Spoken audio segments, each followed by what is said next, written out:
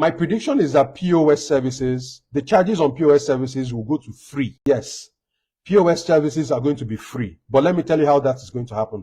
POS will end up being a value-added service for some kinds of businesses. So if you go to a supermarket, supermarkets can say, for our customers only, you can use our POS and we will not charge you anything. So POS will end up being something you can use to attract customers and say zero charges, zero fees. So zero fees. If you're selling something else, maybe you sell clothes or you sell provision items or you sell whatever it is, you use the POS to attract customers and say, you can withdraw from my POS for free as long as you buy something in my shop. That is where I believe we're headed to. So you can go to a retail outlet, a petrol station. As long as you buy petrol from us, you can use our POS and we'll charge you zero fees. Now, if you do POS business and that is your main business, you cannot compete against free. You're competing against people that are going to be giving away the service for free. So what that means is that a lot of POS businesses are going to go out of business because I don't see sufficient room for competition. The product is a commodity. The machines are supplied by a third party. There are only two ways you can compete: price and service. But even service on its own, there's not much you can do because the POS is a kind of business that you call a low-touch business. A low-touch business is a business where the time the customer spends with you is not a lot for you to make a great impression. If I'm going for a transaction, I want it to be as quickly as possible. I give you my ATM card and you give me the money as quickly as possible. So there's not a lot of time compared to if you are going to a showroom or if you are going to a mall. The way it is organized, the buying experience is such that they expect you to spend time in that place.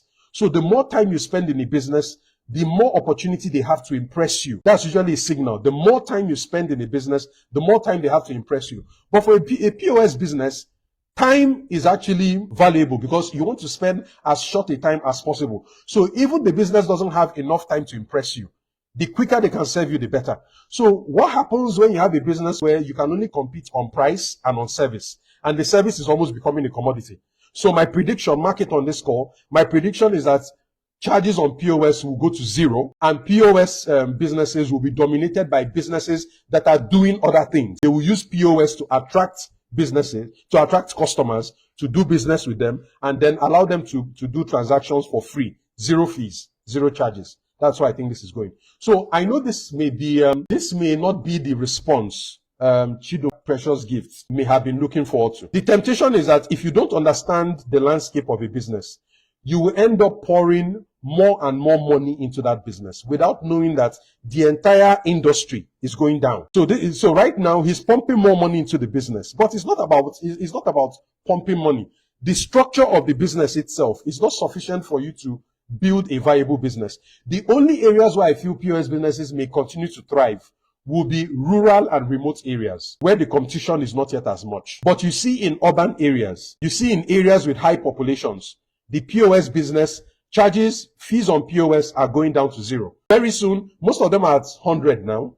If the competition intensifies, like this guy said, there are people with money that are coming into the business. As competition intensifies, the charges on POS will likely head to 50 naira before it stops at zero. And zero means that POS becomes a value-added service. It's not the main business. It's something you use to attract customers, to shop in your store or do business with you or buy petrol from you. But that you are doing POS as your main business, you have to look for areas where the competition is not as much, and that would be outskirts of the urban areas, in rural areas. But in the heart of the city, I think the POS business is fading out. Yeah. So if you have any questions about this, if there's something I've said that of course, I'm open to disagreements and criticism, but I've looked at that, I'm like, this thing cannot last. In fact, it's so funny in some areas. POS people are now sitting close to themselves. Many of them are sharing the same table now. Two separate POS businesses are sharing the same table. Come on.